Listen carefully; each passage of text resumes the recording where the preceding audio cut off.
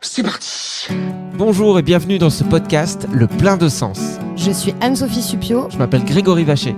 Vous êtes en quête de sens, et ça tombe bien parce que nous aussi. Ou alors vous vous posez des questions sur le sens de la vie de temps en temps. Nous aussi. Comment tu sais tout ça, toi? Dans ce podcast, on part à la rencontre de gens qui ont réussi à mettre du sens dans leur vie, figurez-vous. Quelle bonne idée. Il s'appelle comment d'ailleurs l'épisode d'aujourd'hui ? La communication avec Isabelle Payot. Merci Francine. Alors, on y va.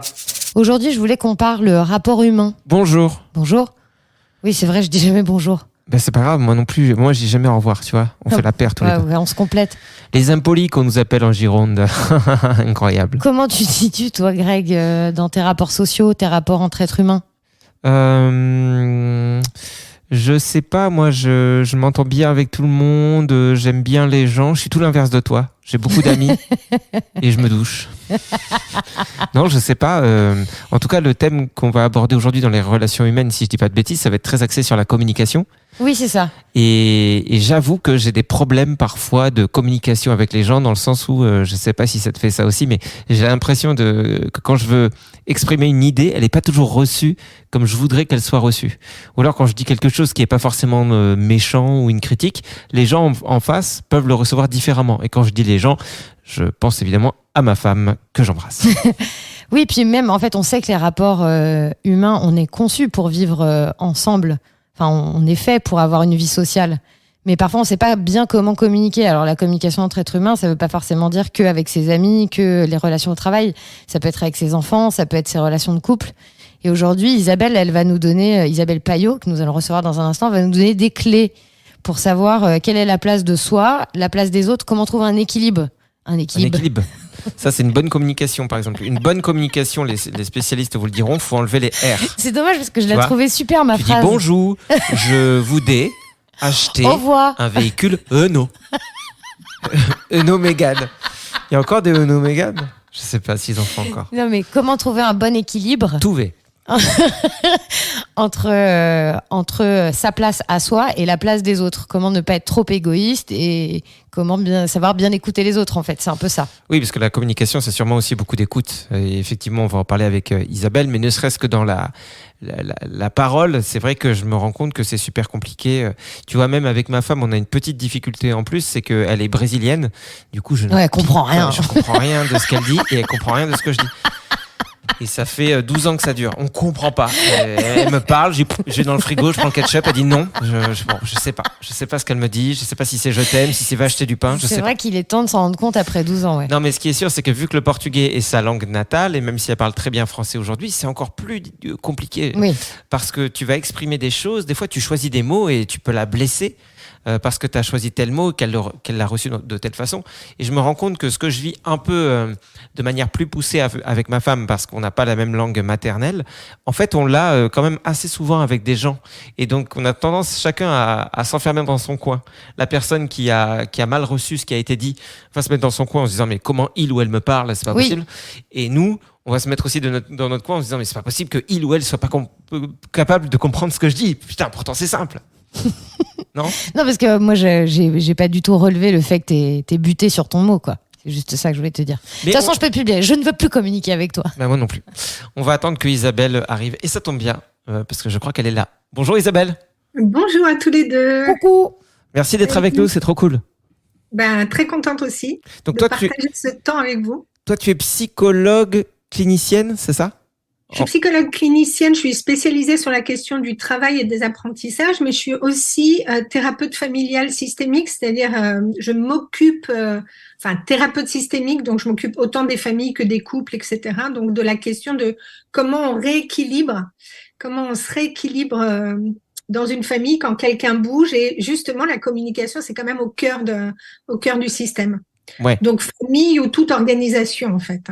Donc c'est ta spécialité, quoi. On va parler de communication entre les humains, parce que c'est ce que je disais tout à l'heure. Des fois, on veut délivrer un message, on y met une intention, et en face, elle est pas reçue comme ce qu'on voulait dire, quoi. C'est quand même assez fou, quoi.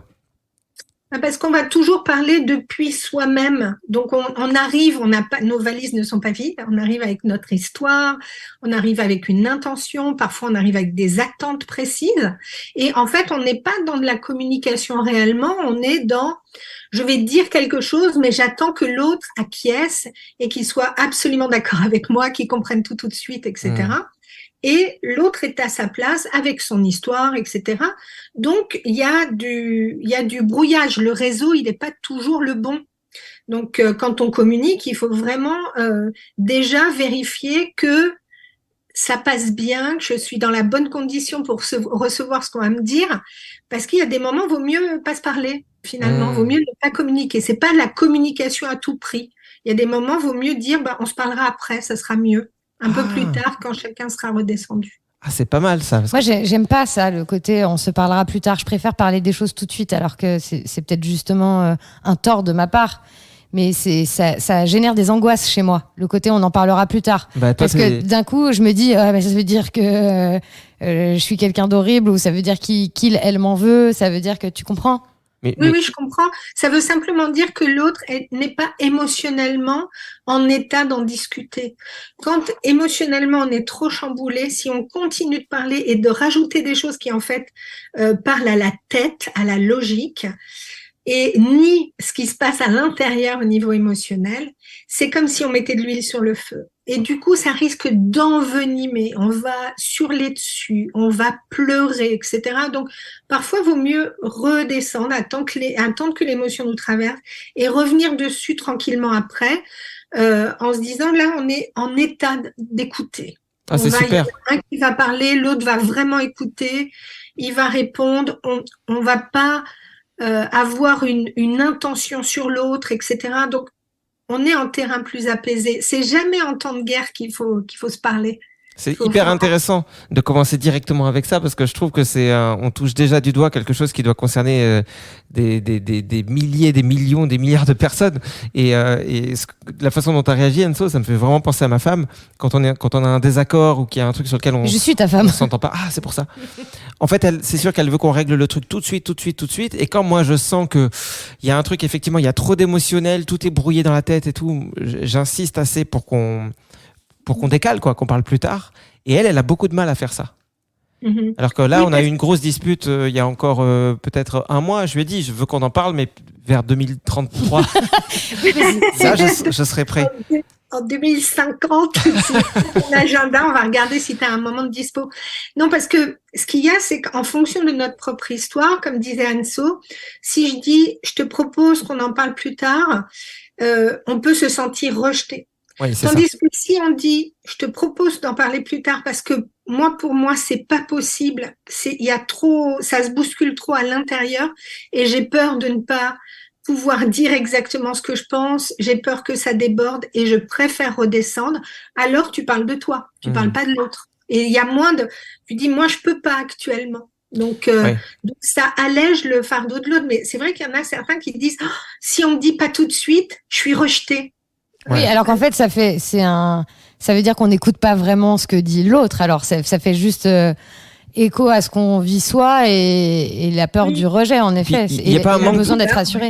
Il n'y a pas un manque de confiance, des fois, en l'autre. C'est-à-dire que quand l'autre me dit, je peux pas parler maintenant, j'ai besoin que ce soit plus tard parce qu'émotionnellement, c'est compliqué. Est-ce que chez certaines personnes, c'est pas plus simple de se dire, non, c'est une excuse. Il ou elle dit ça pour pas affronter la vérité. Donc, je ne céderai pas. On y va, on discute. Tu sais, c'est comme ça dépend de comment tu tiens cette promesse ou cette demande. Si tu dis, je te propose qu'on en parle plus tard, et il n'y a jamais de plus tard, l'autre, la deuxième fois que tu lui resserres la même excuse, il va dire, non, c'est bon, on me l'a déjà fait une fois, j'ai compris le truc. Toi, c'est comme les enfants à qui tu dis, ouais, je te promets, on en discute plus tard, ou je te promets, on va faire ça plus tard, et il n'y a jamais de plus tard. Si, en revanche, quand c'est bien déposé, tu reviens vers l'autre en disant, est-ce que maintenant c'est bon pour toi pour qu'on en discute? Et tu es OK pour que l'autre te dise non, pour moi, c'est pas le moment. Donc, à quel moment tu veux qu'on en parle? À ce moment-là, l'autre te fait confiance puisqu'il sait que de toute façon, tu viendras te frotter au sujet. Et ça, justement, bonne communication, imaginons la communication idéale, est-ce que c'est quelque chose qui peut s'apprendre pour le commun des mortels, la personne qui écoute ce podcast aujourd'hui et qui a peut-être a du mal à discuter avec son partenaire, sa partenaire, ses enfants, ses parents, peu importe, ses collègues de travail, son patron. Est-ce que c'est quelque chose qu'on peut acquérir et est-ce qu'on peut faire le boulot pour les deux? Parce que moi, je me dis, même si tu me réponds oui, est-ce que ça peut avoir aussi des effets sur mon patron, par exemple, qui, lui, n'a pas du tout ces méthodes de communication? Parce que, en fait, toi, tu vas donner un tempo, un rythme. Donc, tu vas dire, moi, je délimite la manière dont on communique avec moi. Si l'autre veut te sauter dessus et absolument te parler, tu vas dire, écoutez, moi, tant que vous aboyez, ça va pas être possible pour moi, donc je vous propose qu'on se voit après. Tu peux dire ça à ton patron. Il sera peut-être pas content, mais en tout cas, toi, tu défends ton territoire. Et dans la communication, c'est ça. On peut pas se laisser submerger par l'autre. Donc, oui, ça s'apprend. D'abord, il y a la première chose, quand on communique, c'est se la fermer, c'est ne rien dire. Donc, apprendre à se taire et à vraiment ouvrir les oreilles et écouter l'autre réellement. Ça ne veut pas dire que je suis d'accord avec ce qu'il raconte. Même peut-être que je suis pas du tout d'accord. Oui. Et après, mais je lui laisse la place pour exprimer ça. Ouais, on n'est pas déjà en train de développer notre contre-argumentation sans entendre ce que la personne est en train de nous dire, alors que c'est vrai que ça nous arrive très vite, qu'on va plus vite que la musique.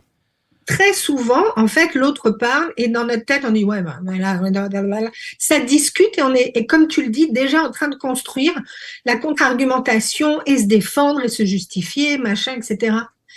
Mais ça veut dire que j'écoute pas ce que l'autre raconte du tout.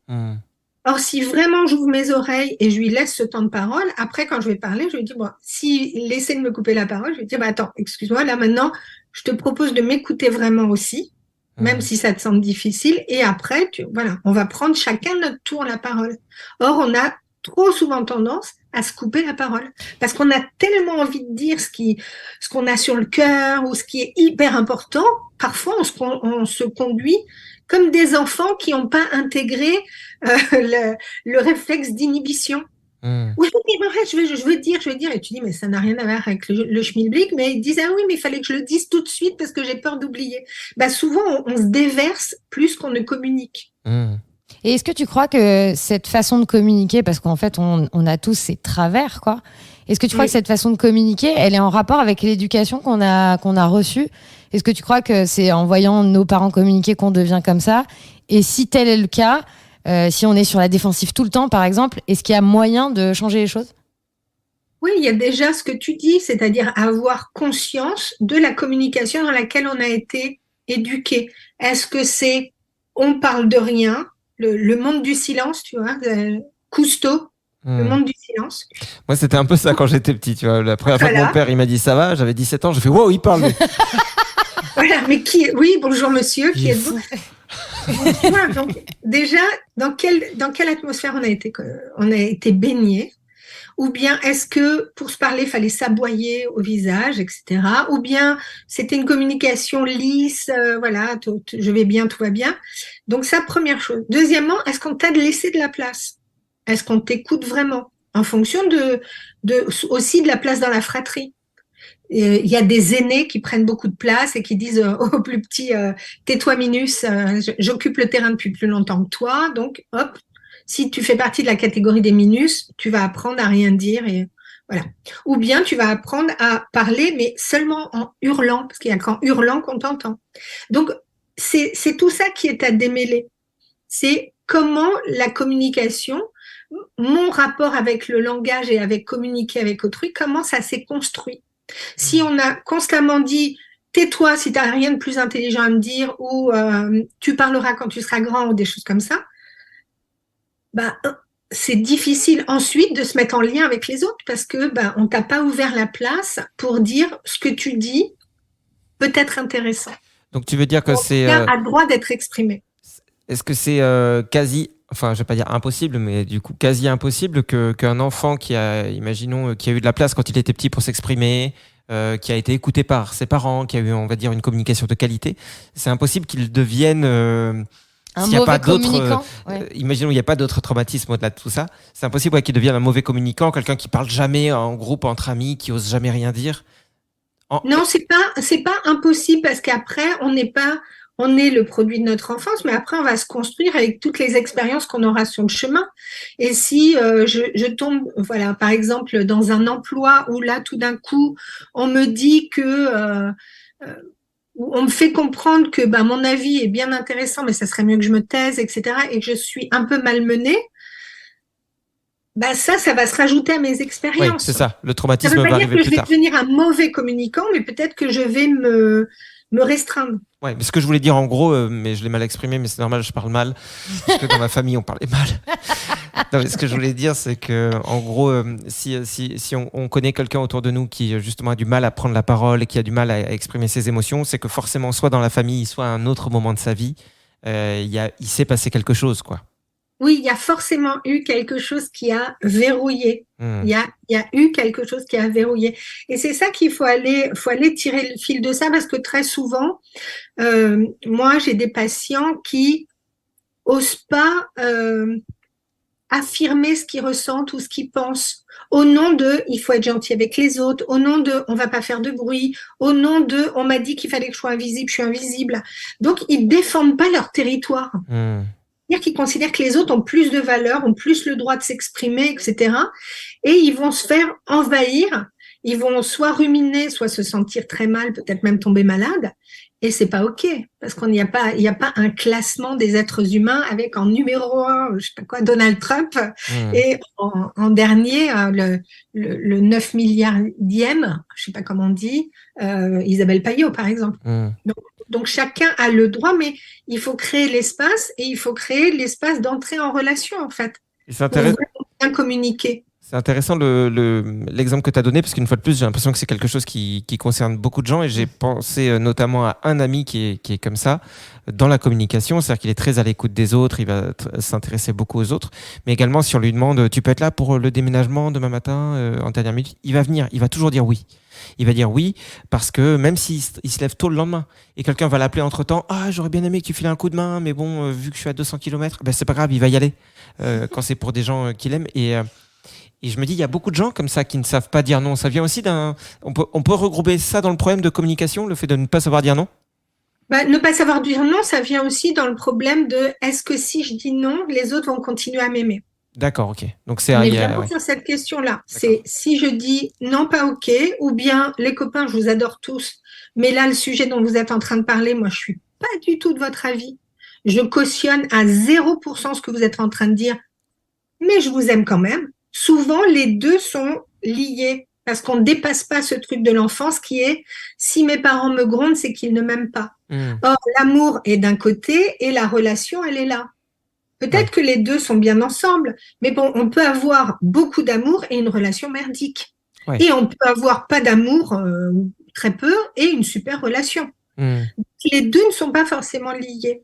Donc, mais chez certains, la peur est là de dire si je dis non, ah oui, mais c'est mes potes, je les connais depuis le collège, faut quand même que je les aide, les pauvres, etc. Et je vais faire passer le besoin de l'autre avant le mien. Donc je dirais toujours oui à tout. Ouais, mais du coup c'est hyper difficile parce que moi je me reconnais un peu dans ça. Tu vois, à peut-être m'écraser de temps en temps ou à pas forcément donner mon avis parce que j'ai toujours été comme ça aussi, tu vois, j'ai toujours arrondi les angles. Excuse-moi, j'allais parler. Donc ce que je voulais savoir, Isabelle. Non, vois, j'ai toujours, c'est vrai, arrondi les angles. Dans ma famille, même, j'ai toujours dit, on fait ça, ok, cool. Et c'était vraiment un profond ok, cool, parce que si ça fait plaisir à tout le monde, ça sous-entend que ça me fait plaisir. Tout le monde était content, j'étais contente. Mais du coup, c'est très difficile aussi d'inverser cette forme de tendance. Parce que quand les gens ont toujours eu l'habitude de te côtoyer en tant que personne qui dit oui à tout, qui est tout le temps, tu vois, d'un coup, pour eux, ça peut être déroutant de se dire, mais si c'est passé, tu vois. Est-ce que tu as des exemples peut-être, Isabelle? Parce que de toute façon, cette conversation, c'est ça, on suit un peu le fil de vers où on va, donc on va partir à droite, à gauche, en haut, en bas, mais bon, c'est un peu ce qui fait notre patte, c'est-à-dire qu'on est désorganisé. Mais par rapport à ce que dit Anso et ce qu'on disait juste avant, est-ce que tu as des exemples, des tips à nous donner pour qu'on puisse dire non à quelqu'un sans que ça paraisse justement méchant? Comment est-ce qu'on peut dire non? Comment est-ce qu'on peut décliner soit un déménagement, soit comme dit Anso qui va dire oui à ce que veulent faire les autres, dire non, je veux pas aller au cinéma moi, en fait, désolé, je suis seul contre 8, mais j'ai pas envie en fait. Ou même simplement donner son propre avis, quoi. Il y a déjà à comprendre que quand je prends parti pour moi-même, je je prends parti pour moi et pas contre l'autre. Et dans la manière dont je communique, il va falloir que ce soit ça qui soit entendu. C'est pas je veux te punir et je vais pas aller au cinéma avec toi. C'est que je comprends que tu as envie et vas-y vraiment, sincèrement, je suis très contente, mais moi je préfère rester à bouquiner. Donc on prend parti pour soi. Parce que j'entends, Anso, quand tu dis, moi, je suis celle qui a toujours envie, voilà, dans ta personnalité, tu as envie d'harmonie, tu as envie d'arrondir les angles, tu as envie que la paix règne sur le monde, etc. Et c'est chouette, on est plusieurs comme ça à avoir. Mais ça marche pas, hein, la paix n'est pas là, hein, donc ça ne marche pas. Mais pas au détriment de soi-même. C'est ça le truc. Donc, parfois, quand tu réponds oui, faut vraiment s'interroger. Si je dis oui, est-ce que moi, c'est vraiment, ça répond à mon besoin? Est-ce que ça répond vraiment à mon besoin? Parce que parfois, j'ai juste besoin de me reposer. J'ai besoin d'être tranquille dans mon coin. Et puis, je trouve ça chouette de sortir avec les potes, mais voilà. Donc, je dois toujours mettre ça dans la balance. Et donc, quand on dit, ok, super, voilà, on a décidé de tous aller faire telle chose, on peut toujours affirmer ce truc-là en disant, les copains ou la famille, etc. Super, merci, c'est chouette. Et vous auriez aimé que je sois là, mais moi, vraiment, je me sens pas de le faire. Donc, et de retourner ça en disant, ne le prenez pas personnellement. Dans la communication, s'il y a bien une règle d'or, c'est de jamais prendre personnellement ce qui se raconte, quoi. L'autre va parler peut-être de moi, mais c'est son point de vue. Ouais. Donc, c'est forcément subjectif. Je dis pas qu'il a tort totalement, mais ça lui appartient ce qu'il raconte. Et donc, dans les demandes, c'est pareil. Si je fais une demande en me disant, est-ce que ça te dirait de venir au cinéma avec moi?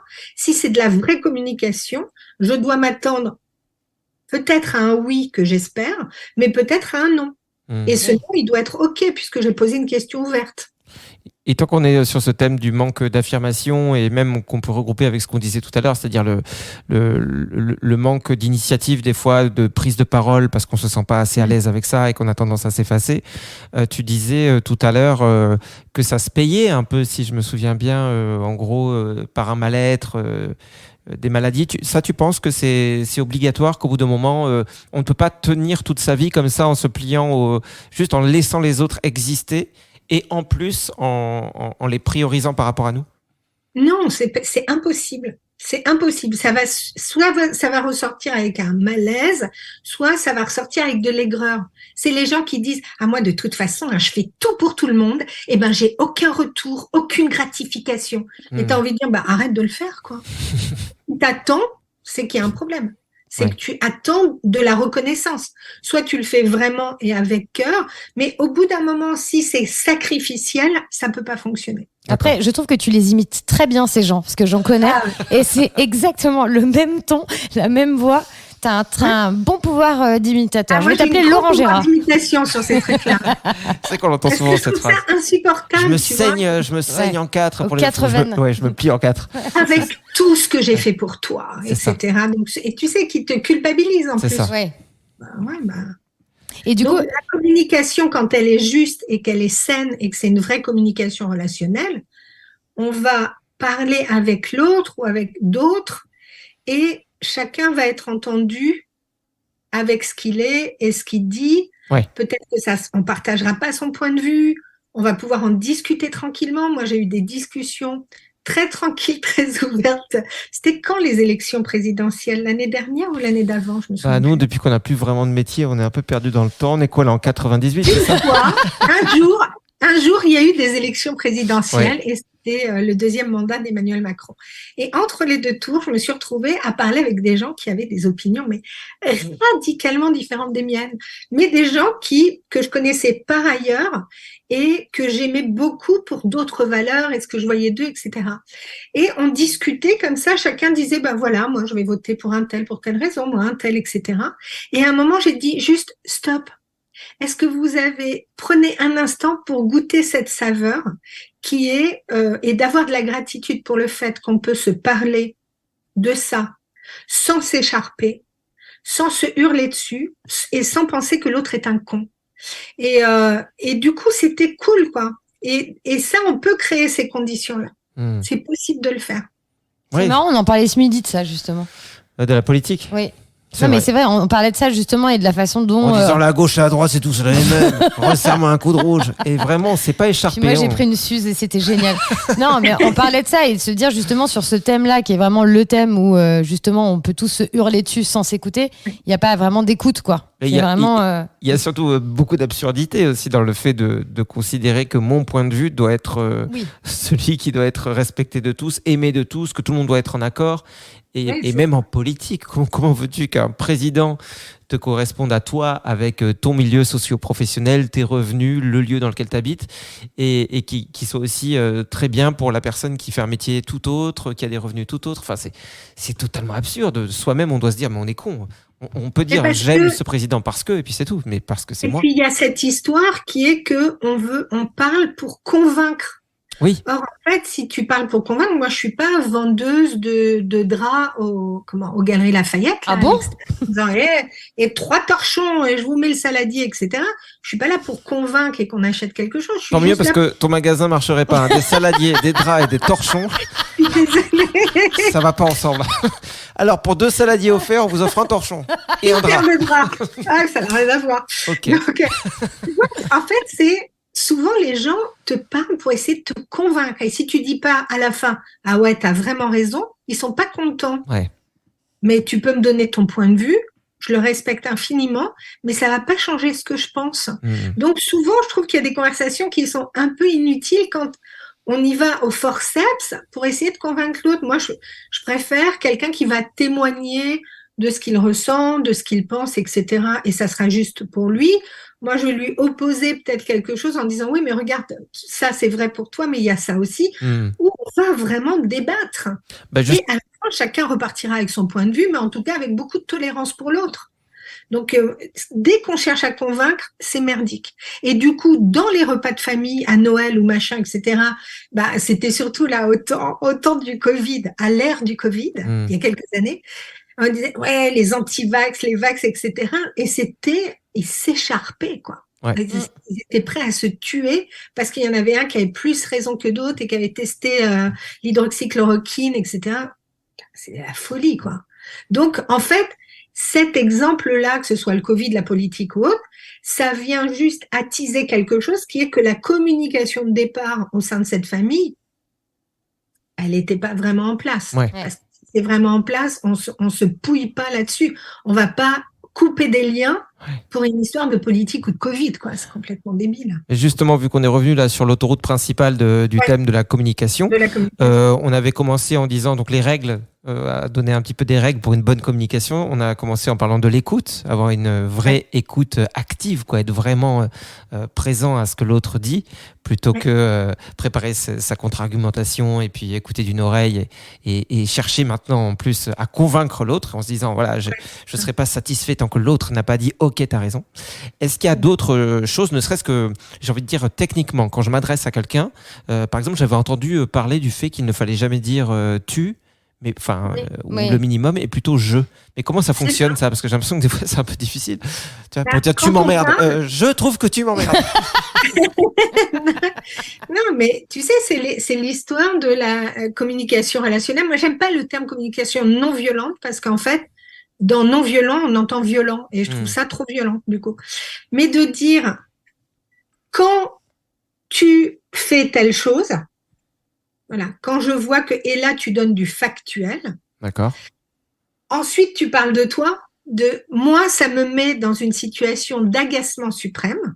Mhm. Et ensuite, et du coup, ça donne telle chose, donc tu donnes les conséquences de ça. Et après, tu parles de quelque chose, c'est comment pourrait-on faire pour que ça ne se reproduise plus, tu vois, ou pour que toi tu sois OK et moi je sois OK. Parce qu'à la fin, il faut toujours trouver un terrain d'entente dans la communication. Par contre, si tu dis, oui, tu laisses traîner tes chaussettes, et en plus, tu fais pas ci, c'est ce qu'on appelle le tu qui tue. Mhm. Tandis que si je dis, quand je vois que tes chaussettes traînent par terre et que tu les ramasses pas, ça c'est factuel. Mhm. Ben, je me sens pas respectée parce que moi j'ai tout rangé et j'ai l'impression que je vais servir de bonne pour la maison et c'est pas OK. Je Mhm. voudrais qu'on partage les tâches. Tu vois, donc c'est vraiment de dire quand on parle, il faut vraiment parler de son ressenti. On ne peut pas rester que dans de la logique. Il y a ceux qui parlent de façon très rationnelle, très intellectuelle. C'est hyper agaçant parce qu'ils opposent des choses qui sont très, très, très factuelles, mais en fait, ils ne parlent pas vraiment d'eux. Quand on parle, si on veut avoir une communication qui soit sincère et qui soit en lien avec l'autre, on doit parler de notre ressenti. Donc, on parle de nous. D'accord. Donc même quand on a des fois l'émotion qui est à fond, parce que c'est ça qui nous fait perdre des fois les pédales. Un truc très bête, mais pour les gens qui sont un peu angoissés, si ta compagne, ton compagnon t'envoie pas de message et que tu essaies de l'appeler, et la personne est sur répondeur et qu'elle rentre pas à l'heure à laquelle elle devrait rentrer d'habitude et que t'attends comme ça en angoisse pendant une demi-heure, 1 heure. Il y a beaucoup de chances pour que chez certaines personnes, ça donne un truc explosif de « Putain, mais tu pourrais envoyer un message, je me suis inquiété, j'ai même pas bouffé, le petit, il m'a pas pris son bain, je savais pas ce que tu faisais, je voulais appeler la police. » Voilà. Alors que là, il faudrait prendre le temps de dire quand tu m'envoies pas, tu me donnes pas de signe de vie et que je n'arrive pas à te joindre, ce que je ressens, c'est de l'angoisse terrible parce que je me dis qu'il t'est arrivé quelque chose. J'ai la trouille. J'ai peur de te perdre et c'est viscéral et j'arrive plus à rien faire et puis je transmets au petit et après, je sais plus quoi faire. Parce que la réalité, c'est celle-ci. Quand tu dis ça, quand tu dis je t'envoie des messages et tu me réponds pas, on parle de quoi? On parle pas du fait que l'autre te répond pas, on parle du fait que tu as la trouille en disant si elle répond pas, c'est qu'elle certainement elle a eu un accident, elle est morte, elle est à l'hôpital dans le coma et on se fait notre film. Ouais. Donc en fait, on doit communiquer sur notre peur et en disant écoute, t'as pas pu, ok, mais pense juste au fait que moi il est sûr que je vais m'inquiéter. Donc voilà, est-ce que tu pourrais juste m'envoyer un mot ou autre en disant attention, je rentre plus tard, ne t'inquiète pas. Un mot comme ça qui va faire que je vais pas monter dans les tours. Ouais. Donc, c'est toujours parler de soi et de son ressenti. Donc, le ressenti, c'est de la colère ou de l'agacement, de la tristesse, de la peur, voire de l'angoisse, etc. Donc, c'est pour ça que la communication la plus juste, elle parle de nous. On va dire, je suis déçue, j'ai eu vraiment peur, etc. Donc, et d'abord de dire ça pour que l'autre entende.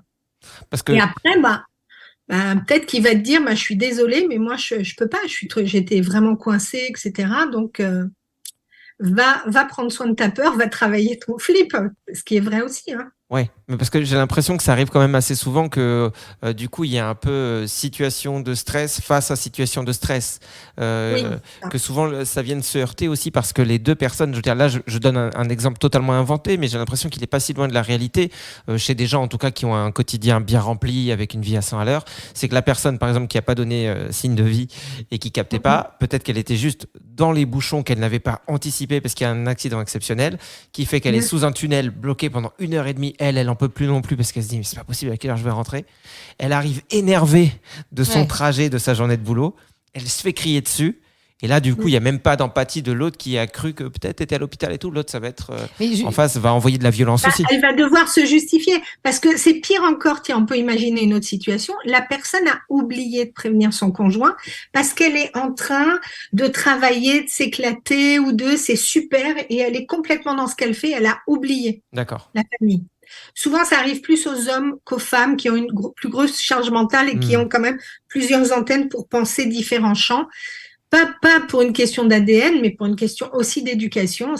Malheureusement, on en a encore là. Donc, il y en a qui sont plongés complètement et tout d'un coup qui disent merde, les gosses, le mari, mince. Et moi, je suis en train de m'éclater. Quand tu rentres, t'es doublement coupable parce que t'as passé un super moment. Et que l'autre, c'est ronger les sangs, tu vois.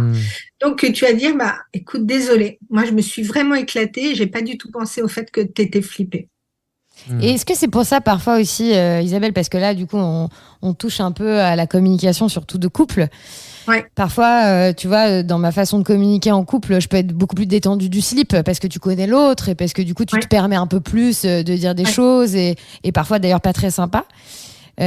Comment t'expliques le fait que quand on voit des amis couples évoluer, on se dise mais pourquoi vous prenez la tête là-dessus alors que c'est d'un simplissime, si vous prenez 2 secondes du recul, ça se résout en 2 secondes.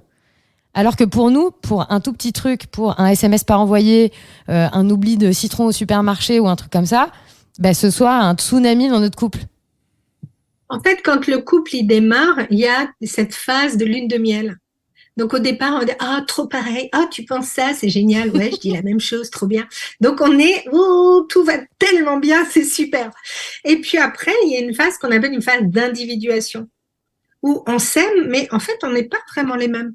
On n'est pas exactement les mêmes, même si on le croyait, on l'a cru pendant 2 ans ou 3 ans.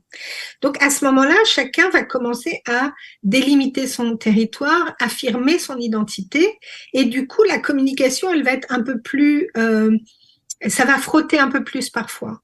Et quand on continue comme ça, il va falloir, ça va être constamment des ajustements.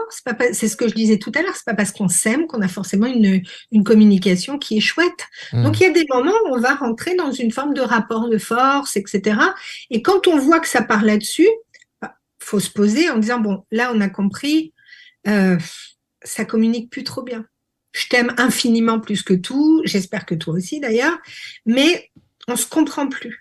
Comment on pourrait faire pour? Et l'autre va dire, oui, moi j'ai l'impression qu'à chaque fois que je fais ça, tu me le reproches. Toi, tu vas dire, mais non, pas du tout. Mais pourtant, dans tes mots, il y a du reproche. Donc, et l'autre le prend pleine poire comme ça. Puis toi, tu vas dire, oui, mais toi, tu es tout le temps en train de me dire que j'en fais jamais assez ou que je m'en fous, etc. Or, c'est pas vrai. Donc, on va devoir se mettre au point sur les projections, sur ce qu'on projette de l'autre. Et au lieu de projeter et de dire, bah, de toute façon, je sais bien qu'il s'en fout, bah, demandons-lui s'il s'en fout vraiment. Et avec quand même un certain calme, un certain discernement. Oui, avec un calme. Parce que ça va sans dire, hein, on se connaît tellement, on n'a plus besoin de parler. Ouais. Bah, je n'y crois pas. Je ne crois pas du tout à ce truc-là. On se connaît tellement, mais on a toujours besoin de parler. Parce que sinon, tu vis avec le fantasme de l'autre et l'imagination de l'autre, etc. Et tu es peut-être à côté de quelqu'un qui est plus du tout la personne que tu penses, tu vois. Ouais. Donc, ça va sans dire. Moi, je trouve que ça va mieux en le disant. Et il faut vraiment qu'on se mette au point là-dessus. Sinon, on part complètement en live et on peut s'énerver. Les couples dont tu parles, les amis qui s'énervent pour un citron ou pour un truc, et tu dis, mais ça va pas la tête, c'est quoi ce truc? En fait, c'est que ça, c'est la goutte d'eau qui fait déborder le vase de on s'est pas compris sur déjà plusieurs conversations. Oui. Ouais, nous on analyse qu'une situation en se disant mais ouais, c'est con de s'engueuler pour un citron, alors qu'en fait Michel il l'a trompé il y a 2 mois et que avant ça il avait oublié justement de cacher le truc, parce que je rappelle que l'infidélité, il n'y a pas de problème à partir du moment où on sait cacher les choses, hein, c'est ça la règle d'or. Oui, c'est ça l'idéal. L'autre ne le savent jamais. Non mais oui, c'est vrai qu'on voit pas tout ce qui se passe dans la vie des gens et des fois on analyse qu'un petit bout en oubliant. Et puis dans l'histoire de la film. communication, moi, il y a vraiment cette chose qui est que la parole est d'or, donc il faut vraiment faire gaffe à ce qu'on dit. Ouais. Et j'aime beaucoup cette histoire des 3 tamis là de Socrate. Donc c'est toujours Socrate. Hein. De toute façon, c'est ou Socrate ou Nelson Mandela ou Freud. Enfin, c'est un des 3. Mais là, c'est Socrate. Kinvey aussi, il a dit des trucs. Vraiment, il dit des trucs intéressants. Mais c'est vrai en plus. Ouais. Et donc Socrate se balade avec un disciple qui lui dit « Oh là là, maître, vraiment, voilà, il faut que je te dise ce que j'ai entendu sur toi, quoi, dans ce qu'on disait de toi. » Et Socrate lui dit « Attends, avant que tu me le dises, est-ce que tu as passé ça aux 3 tamis ?» Et l'autre dit « Mais c'est quoi les 3 tamis ?» Il dit « le premier tamis, c'est le tamis de la vérité. Est-ce que ce que tu vas me dire est vrai ?» L'autre dit « non, je sais pas si c'est vrai, en tout cas, je l'ai entendu, mais je n'en sais rien. » Ok, très bien, donc tu ne sais pas si c'est vrai, mais deuxièmement, est-ce que ce que tu vas me dire est bon? Est-ce que ça va me faire du bien? Et l'autre dit, non, ça va pas te faire du bien ce que je vais te raconter. Il dit, ok, donc tu sais pas si c'est vrai, ça va me faire du bien, mais on va voir le 3e tamis qui est, est-ce que tu penses que ce que tu vas me dire va m'être utile? Parce que parfois on nous dit des choses ça nous fait pas du bien, mais ça va vraiment nous servir. Et l'autre dit, je ne sais pas. Il dit, écoute, si tu ne sais pas si c'est vrai et si ça me fait pas de bien et que tu ne sais pas si ça va m'être utile, je te propose de l'oublier et je vais faire pareil. D'accord. Parfois, il vaut mieux se la fermer. Quand je dis quelque chose, à quoi ça va servir? Est-ce que ça sert à mettre le doute? Est-ce que ça sert à envenimer? Est-ce que ça sert juste à je me décharge? Comme tu disais, c'est je dois te dire que je t'ai trompé avec quelqu'un. Bing, ça y est, démerde-toi avec ça. Et moi, je suis soulagée. C'est vrai que là, la personne a besoin des tamis, là. Alors là, t'as besoin de 6 tamis. Ouais, il faut un lot. Ouais. Et donc, je ne communique pas juste pour déverser mon sac poubelle dans le jardin de l'autre. Donc, c'est ça, une communication relationnelle qui est saine, c'est qu'est-ce que je vais dire? Je dois faire attention à ce qui sort de ma bouche. Donc, je fais attention aux mots que j'emploie et je fais attention à la portée que ça va avoir. Parce que ce que je vais dire peut avoir des conséquences énormes. Vraiment. Donc, c'est pas ne rien dire, mais c'est attendre le bon moment pour le dire comme il faut et en parlant à partir de soi et pas en projetant sur l'autre. Et puis, d'être vraiment dans le lien, quoi. J'écoute, je reçois, je réponds, machin, mais c'est pas juste parler parce que j'ai envie de parler, quoi. Le seul truc que je suis pas sûr d'avoir compris sur les tamis, c'est qu'il faut avoir une réponse positive sur l'un des trois, ou il faut que les trois soient... Un des trois. C'est un des Si trois. le disciple avait dit à Socrate, ah oui, ça va être très utile, il aurait dit, vas-y, balance. Ok. Balance. Il parlait comme ça, Socrate, ouais. Il parlait comme ça. Il dit, vas-y, mec, balance. Vas-y, balance. Vas-y, mec, balance ton récit, je suis prêt à entendre. Donc, tu vois, ça peut pas toujours être vrai, puis souvent c'est subjectif, mais très souvent on s'approprie les récits des autres sans même les vérifier. Et puis après, on ne sait pas l'onde de choc que ça va avoir, ça peut détruire quelqu'un, etc. Donc, cette question des tamis, je trouve que c'est à apprendre très tôt aux enfants, parce que à l'ère des réseaux sociaux où on balance tout très vite, et on fait des allocutions sur Insta ou sur X, maintenant que ça s'appelle X, etc., ou TikTok ou ce qu'on veut, sans filtre, on se dit, mais n'importe quoi. Parce que c'est horrible. Je parlais avec quelqu'un il y a 2 jours pour dire, sur les sujets très divers, qui me disait, j'ai vu passer tous les messages horribles sur Sophie Davant qui a quitté Affaires conclues. En disant, tant mieux qu'elle se soit barrée. Et les gens. En tout cas, ça te fait rire. Ils se déversent et tu dis, mais à quel moment, d'abord, elle fait ce qu'elle veut, elle reste où elle part. On n'est pas obligé tous de l'aimer ni de regarder cette émission parce que si tu l'aimes pas, tu regardes pas l'émission, mais quel besoin de se déverser, d'avoir une communication haineuse. Ça contribue à rien, quoi. Donc, moi, je trouve que la communication, c'est, la parole est d'or. On peut pas dire n'importe quoi. On doit vraiment, ce qu'on dit, ça nous définit. Donc, si je dis de la grosse merde, ça me définit aussi. Donc, il faut vraiment faire attention, quoi. Et puis, c'est une arme, qui peut être ultra blessante. Et pour revenir sur la communication que nous, on peut avoir avec nos proches, avec collègues, etc., ou couples, est-ce qu'il y a aussi des règles qui concernent le moment pour parler? Alors, on le disait tout à l'heure, des fois, quand l'état émotionnel ne le permet pas, mieux vaut dire, écoute, si ça te dérange pas, j'ai besoin d'être dans un autre état parce que sinon ça va pas le faire. Mais est-ce qu'il vaut mieux éviter de... Tu sais, on dit qu'il faut pas aller faire ses courses quand t'as faim, par exemple, parce que si on t'achète tout. Est-ce qu'il y a des trucs comme ça dans la communication? Est-ce qu'il faut éviter des moments? Absolument. Je pense qu'il faut toujours demander à l'autre de dire, j'aurais quelque chose à te dire, j'aimerais en parler avec toi, mais est-ce que tu peux me dire à quel moment ça sera le bon pour toi? Ah, donc c'est une question qui se pose. Tu peux poser la question. Et quand l'autre dit, je voudrais te parler de ça, tu peux dire, ok, mais si tu veux bien, pas tout de suite. Et même avec nos enfants, tu sais, parfois ils arrivent, ils déboulent, papa, je dois absolument ok, je t'écouterai, mais là juste, je finis ça et après vraiment je suis avec toi. Donc de dire, l'autre il peut pas juste débouler dans ta vie en disant je veux parler, c'est tout de suite maintenant. Non, c'est pas tout de suite maintenant. T'es peut-être en train de faire quelque chose, t'es peut-être préoccupé par quelque chose, donc tu vas pas pouvoir même penser ou dialoguer sur un problème de je ne sais quoi, de tuyau d'arrosage ou de chasse d'eau qui marche pas, tu vois. Donc, ou de drap ou de saladier. De drap ou de saladier, de torchon, je te rappelle. donc voilà, donc il faut pouvoir dire est-ce que tu es prêt à ce qu'on discute et soi-même dire là je suis désolée, c'est pas le bon moment. Ok. Tu vas pas pouvoir le recevoir émotionnellement, t'es pas en état.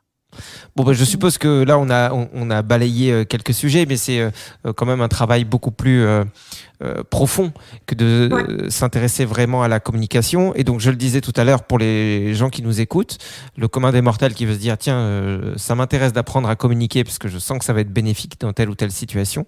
Comment ça se passe concrètement? Est-ce que toi, par exemple, tu peux quelque chose pour les gens? Est-ce que tu proposes des formations? Alors moi, je propose pas de formation là-dessus. J'ai mes patients au cabinet. Bon, j'ai mes formations à la Fabrique à Bonheur, mais pas sur la communication directement. D'accord. Par contre, j'ai un ami que j'adore qui s'appelle Emmanuel Chila et qui lui est le pape de la communication. Donc suivez-le sur Instagram. Il est ultra sympa. Il a sorti 2 livres sur cette question-là que je trouve vraiment très bien fait, Ok. surtout quand on veut apprendre à communiquer dans le milieu du travail. Mais moi, c'est de toute façon toujours un sujet qui est au cœur de mes consultations, Ok. puisque on en revient toujours là. Comment on se dit les choses et j'ai pas été entendue. Donc, c'est ce fil-là qu'il faut toujours tirer. Donc, la communication, elle est vraiment au cœur de notre vie. Pourquoi? Parce que on arrive, on se construit en tant qu'individu, et puis après, on va côtoyer les autres, et il faut bien qu'on se mette en relation. Donc, de Ouais. quelle façon? En communiquant. Donc, ça sera toujours au cœur de ça. Donc, si on veut apprendre à bien communiquer, si on réalise qu'on a des problèmes de communication, je trouve que il est bon d'aller faire un suivi thérapeutique ou un peu dans ce genre-là, en disant je vois bien que je n'arrive pas à exprimer pleinement ce que je ressens, je vois bien que je suis toujours celle qui râle ou qui dit non, qui rouspète parce que je défends mon territoire et je passe pour la pénible, ou bien je suis celle qui dit toujours oui, ou je suis celui qui, et ça me convient plus. Parce qu'en fait, c'est ça, quand on veut changer sa communication, c'est que ce qu'on ressent à l'intérieur, la façon dont les autres nous perçoivent et dont on se met en lien, ça va plus. Ouais, il y a un décalage. Il y a un décalage et on se sent pas bien. Donc, on va toujours consulter à partir du moment où on se sent pas bien. Et Mais donc, pardon, oui, excuse-moi, je me demandais si c'était du coup en rapport avec ce qu'on voyait passer des fois, des stages ou des séjours ou des formations de communication non violente, même si tu disais que tu n'aimais pas ce mot. Est-ce que c'est ça, ces formations-là? Est-ce que ça touche à ça? Alors, il y a des formations à la communication non violente, mais j'ai pu constater malheureusement que les gens qui allaient se former à ça pour devenir eux-mêmes formateurs à la communication non violente, ils étaient les experts qui délivraient ça, mais ils ne se l'étaient pas appliqué à eux-mêmes. Donc moi, j'ai constaté, j'ai vu, j'ai entendu des gens qui avaient fait de la communication non violente et dont la communication était d'une violence incroyable. Et je me disais, mais c'est cordonnier le plus mal chaussé, quoi. Donc, applique-toi avant d'aller... Ceux qui veulent se former à ça, c'est super chouette. Mais voilà, interroge-toi d'abord. Ouais, balaye devant ta porte. Voilà, Ouais. balaye devant ta D'accord. porte et après tu vas aller. La communication non violente n'est pas un outil, c'est pas une technique.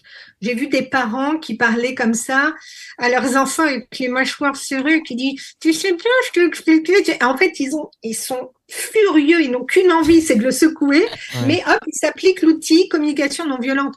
Ben non, parce que la communication, c'est pas juste de la parole, c'est aussi tout ce que mon corps dit. Et si mon corps, il dit, je vais t'en mettre une, bien que mes mots sont doucereux, ah, mon petit doudou, non, non, non, et la mâchoire serrée, va régler, il y a un truc de grosse colère en toi qu'il faut que tu règles. Ouais. Donc, il y a vraiment cette histoire-là, quoi. Moi, je crois pas trop aux outils et aux techniques en tant que telles si on n'est pas passé par la case, ok, je fais l'état des lieux, qu'est-ce que je garde de l'éducation que j'ai eue, qu'est-ce que je garde pas, qu'est-ce qui me convenait bien, qu'est-ce qui me convient plus, et de faire vraiment un point et de pas attendre de faire une dépression, d'être en burn-out, etc. Mais juste de dire, là, je sens que je suis à un moment où je suis en train de changer et je vois bien que les autres n'ont pas envie que je change, mais moi, je voudrais vraiment rentrer chez moi, quoi, venir dans ma maison. Ouais. Donc, moi, je suis toujours plutôt d'avis de, effectivement, balaye devant ta porte, va voir ce qu'il y a et après, affirme-le en douceur. Parce qu'une fois que tu es bien aligné avec ce que tu ressens, tu n'as pas besoin d'hurler pour être entendu. Moi, je suis même de l'avis balaye même dans ta maison, mais ça n'a rien à voir. C'est parce qu'on fait ce podcast exceptionnellement chez Anso et c'est sale. Je Ouais, voulais mais- passer le message à non, un moment de mais- manière discrète. C'est fait. On Je peut passer vis- à la suite. Je vis avec un chat. Wesh, elle perd beaucoup ses poils en Ah ce bah, moment. Hein. Tu sais, un coup il fait chaud, un coup il fait moins chaud. Enfin bon, Apparemment, les elle a des aléas cheveux du blonds climat. Oui, assez longs. oh, Wesh, ouais. et quelques poussières. Et des chaussettes, apparemment. Tu peux pas ranger tes chaussettes? Pardon. Isabelle, je voulais savoir en conclusion, est-ce que toi, ça t'arrive quand même souvent d'être mise au défi de savoir bien communiquer? Est-ce que tu as C'est une bonne question. est-ce que tu as des moments dans la vie où tu dis ah tiens, c'est le moment justement d'appliquer tout ce que je sais? Et est-ce que ça se fait naturellement? Comment ça se passe? Ça se fait avec de l'expérience et avec de l'expérience de l'entraînement. Moi, je me suis rendu compte que beaucoup plus jeune, je laissais les autres déverser sur moi ce qu'ils pensaient, que ça me blesse ou pas, rien à foutre. Je m'en prenais plein les dents et je me disais, c'est quand même bizarre parce que tu es prête à défendre les autres et très peu prête à te défendre toi-même. Donc, à un moment, j'ai bloqué ça simplement en ne me laissant plus faire. Et je me souviens, j'étais étudiante et j'avais un petit job de secrétaire, remplacement de secrétaire, et le gars pour qui je travaillais tape au mur. Ça, c'est de la communication aussi. Ouais. Donc, il n'a pas sifflé, mais il a tapé au mur pour que je vienne. Et là, je me suis dit, bah non, pas question. Donc, j'ai pas bougé, j'ai continué. Et il est arrivé à fond de la caisse, il dit, ah, ben vous êtes là.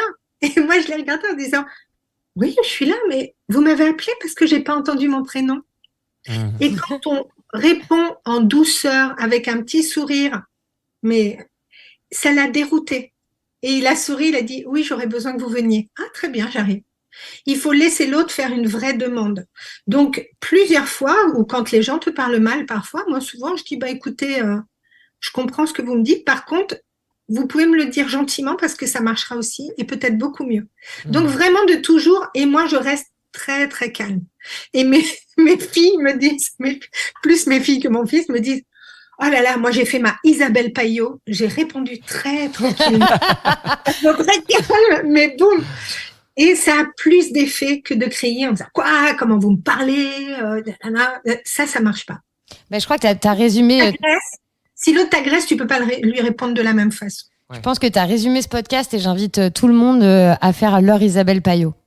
Après avoir écouté c'est ça. ce Faites podcast. votre Isabelle Paillot, répondez tranquillement et de dire ça me convient pas, ça me plaît pas. On peut le faire par écrit, on peut le faire à l'oral, mais gentiment, en prenant sa fait et cause pour soi-même, quoi. Si on voyait quelqu'un qui parlait comme ça à notre meilleur ami on dirait, mais écoutez, ça va pas la tête, comment vous lui parlez, etc. On prendrait sa défense. Donc, c'est vrai pour nous aussi.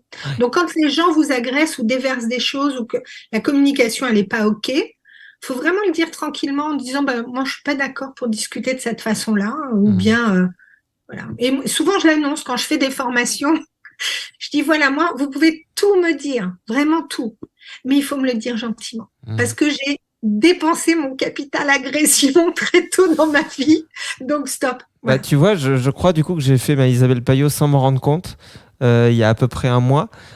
Justement, j'avais rendez-vous avec ma psy et je sors du rendez-vous, vraiment, j'étais pas bien du tout. Donc je sors de ce rendez-vous léger, quoi. Ça m'avait fait beaucoup de bien. On avait abordé des thèmes trop cool. Et là, j'arrive et il y a une femme sur le parking qui me saute dessus, qui dit « C'est à vous, là, la Zoé, là-bas !» Et j'ai dit « Ah oui, c'est ma voiture. » Elle dit « Putain, ça fait 1 heure que je vous cherche. La dame, elle va fermer le portail. On n'a pas le droit de se garer là-bas. Si à 5 minutes près, elle fermait le portail et votre voiture, c'était fini. » Je lui ai dit « Écoutez, si la voiture était bloquée, pour le coup, je pense que c'était mon problème et puis tant pis, j'aurais fait différemment. Non, vous auriez pas pu faire différemment. Je dis si, j'aurais appelé ma femme pour qu'elle vienne me chercher. Elle dit mais vous vous en foutez ou quoi? Je dis non, mais je dis et elle dit mais vous excusez pas surtout. Et puis elle faisait tout ça en marchant, en retournant vers son bureau. Donc elle s'éloignait en criant. Et je lui ai dit écoutez madame, je peux pas parler avec vous tant que vous me parlez sur ce ton. Donc je ne peux pas m'excuser dans ces conditions-là. Et puis elle a dit t'excuser de quoi? Ah oui. Et puis elle s'est barrée en disant bon allez, j'ai autre chose à foutre, moi je suis pas en short et en tongs, moi je travaille parce que j'étais en short et en tongs.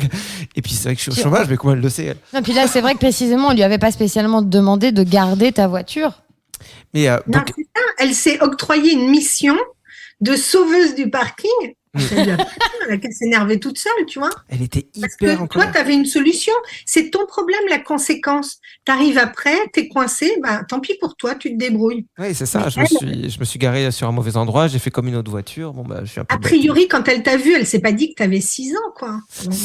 Ouais, c'est assez fou, mais je crois que ça nous arrive. Madame. Ça nous arrive assez souvent en tant qu'adultes de se faire engueuler comme des enfants et c'est assez difficile à vivre, j'avoue.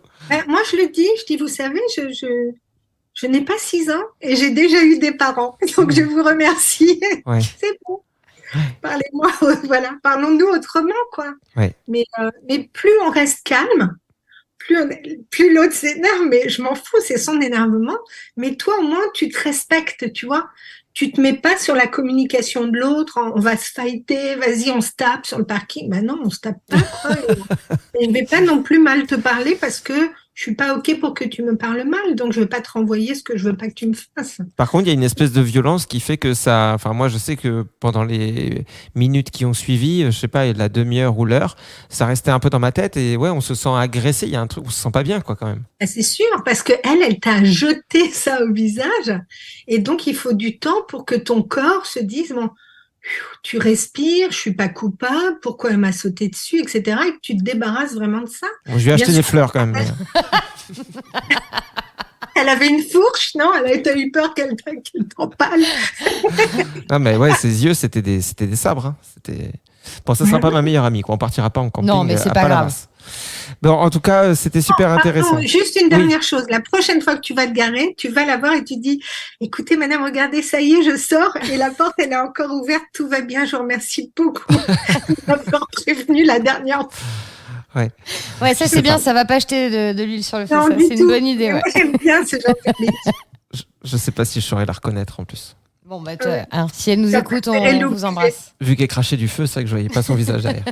Bon, en tout cas, merci beaucoup Isabelle, Ouais. c'était vraiment super. Merci à tous les deux. C'était un vrai plaisir de vous retrouver derrière vos micros chez Anso. C'est ça. Non, mais en plus, Isabelle, tu me fais penser à ma tante que j'adore, qui parle comme toi, qui est aussi péchue que toi. C'est peut-être elle. Et à chaque fois, Thérèse, C'est moi. elle s'appelle Tati Thérèse. Je l'embrasse très fort, ma Tati, parce que à chaque fois que, quand à la radio on t'avait, à chaque fois je me disais, faut que j'appelle Tati, faut que j'appelle Tati. Donc Donc là, du tu vas coup- appeler Tati. Oui, bah tout à l'heure. C'est-à-dire la semaine Donc, il y en prochaine. a un qui balaye, toi. Voilà. ça. Pas de nom, hein. Quelqu'un va balayer, toi, tu vas appeler Tati. Et puis on appelle Exactement. Tati Thérèse. Voilà. Bon, bah trop cool. Bah, Bon. merci beaucoup en tout cas Isabelle, c'était super intéressant. À Et- très bientôt. Alors, Et on invite tout le monde à te suivre, à suivre la Fabrique à Bonheur. Tu l'as évoqué avec tout à l'heure. Et à taper sinon Isabelle Payot sur Google. Comme ça, vous verrez aussi tous les livres qu'elle a pu écrire pour que l'aventure se prolonge hors podcast. Merci d'avoir été avec nous. Des gros bisous, Isabelle. ciao, ciao. Salut, bisous. Merci à vous tous de nous avoir suivis et sachez que vous pouvez nous soutenir. Ça se passe sur Tipeee, T-I-P-E-E-E. Vous allez sur le site, vous tapez le plein de sens et vous pouvez nous donner 1 euro, 5 euros, 10 euros, 100 euros, 1 milliard de dollars, comme vous voulez. Ce qu'il faut savoir, c'est que vous êtes notre seule source de revenus. Donc, notre avenir est entre vos mains. Merci par avance. Et merci par retard aussi pour ceux qui nous ont donné, à qui on n'a pas dit merci. Et bien à vous. À vous également. Au revoir. Cordialement. Ah oui, je l'avais oublié lui. Je l'oublie tout le temps, cordialement.